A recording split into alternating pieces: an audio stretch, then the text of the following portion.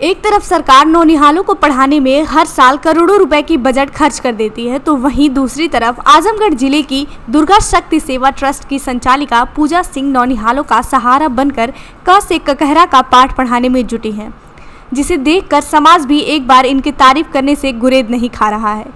शिक्षा के साथ साथ स्वास्थ्य सेवाएं भी नौनिहालों को उपलब्ध कराई जा रही है, जिसे पाकर बच्चे भी अपने तकदीर को संवार कर आगे की दिशा और दशा तय कर सकेंगे। हाँ, यह सफ़र लंबा है, यह सफ़र सुहाना है, क्योंकि गुर्बत की जिंदगी जी रहे परिवार के नौनिहालों को शिक्षा की रोशनी से नहलाना है।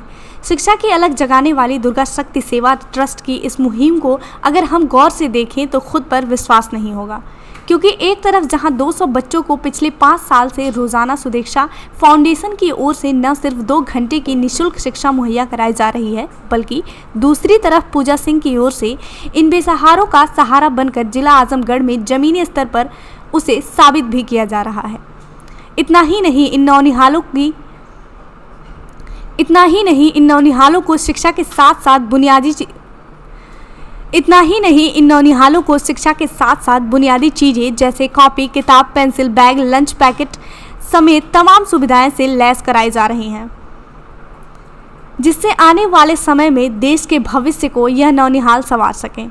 बताते चले कि एक तरफ जहां समाज में भागदौड़ भरी जिंदगी में लोग अपने सपनों को पूरा करने में पूरी जिंदगी खपा दे रहे हैं, तो वहीं दुर्गा शक्ति सेवा ट्रस्ट की संचालिका पूजा सिंह बच्चों की उम्मीदों के नए आयाम देने में जुटी हुई हैं। आप महज इस बात से समझ सकते हैं कि इन नौनिहालों को बड़े होने के बाद किसी के सामने हाथ न फैलाना पड़े और अपने पैरों पर खड़ा होकर समाज को एक नई दिशा दे सके। यही नहीं, इस संगठन की ओर से न सिर्फ शिक्षा बल्कि समाज की कुरीतियों को खत्म करने और बड़े बुजुर्गों के साथ महिलाओं के स्वास्थ्य की नब्ज को भी टटोला जाता है, जिसमें जिले की मशहूर डॉक्टर विपिन यादव इस संगठन से जुड़कर उन महिलाओं और बच्चों को निरोग करने की प्रण के साथ समय समय पर अपना योगदान देती रहती हैं, जिससे बच्चों के साथ साथ महिलाओं की तकदीर भी संवर रही है और आने वाले वक्त में नौनिहालों की संख्या 200 से पार भी पहुंच सकती है।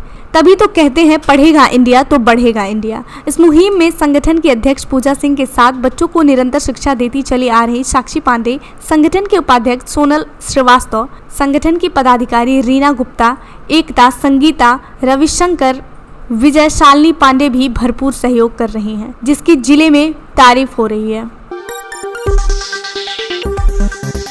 ठीक है, एजुकेशन के लिए किसी को कोई भी चीज की जरूरत हो, किसी को पढ़ना हो, आप कांटेक्ट कर सकते हैं। ठीक है, पूजा से कांटेक्ट करें और फिर उसके बाद चाहती हैं उसकी हेल्प करना चाहती हैं तो हम सुदीक्षा फाउंडेशन की हेल्प के लिए आगे आए हैं और हम चाहते हैं कि हम अपनी संस्था का सपोर्ट दें, अपनी दुर्गा शक्ति संस्था का सपोर्ट दें और साक्षी के इस प्रयास को आगे बढ़ाएं। हम उसके साथ हैं। आज किस तरीके का कार्यक्रम यहाँ पे किया गया है? आज ये छोटे छोटे बच्चे हैं, सुदीक्षा फाउंडेशन से अटैच्ड हैं। साक्षी इनकी टीचर है, पढ़ाती है और भी बहुत सी बच्चियों को मैंने यहाँ देखा जो उन्हें पढ़ाती हैं। बहुत छोटे बच्चे हैं जो बहुत ही छोटे घरों से आते हैं, जिनके मम्मी पापा कहीं वर्क करते हैं, किसी के घर में काम करते हैं, जिनके पास स्कूल भेजने के लिए पैसे नहीं हैं, जो प्राइमरी तक में भी बच्चों को नहीं सर्वाइव कर पा रहे हैं, उनको साक्षी पढ़ा रही है।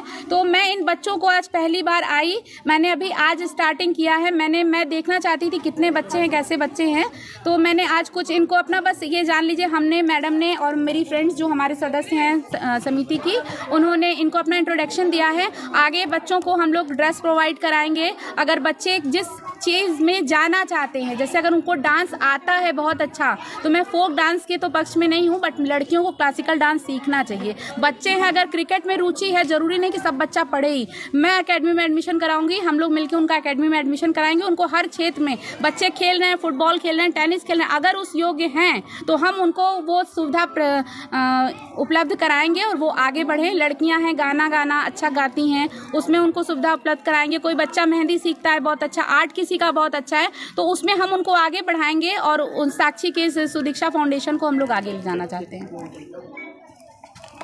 कितने संस्था में अभी ये बच्चे तो लगभग मुझे लगता है 80-90 करीब हैं जी। तो क्या बच्चे ऐसे ही अगर ये कारवां चलता रहा, बच्चे बढ़ते रहे जी, तो फिर आप लोग भी कहीं अपने हाथ पीछे तो नहीं खींचेंगी? बिल्कुल नहीं, मैं तो चाहती हूँ 10,000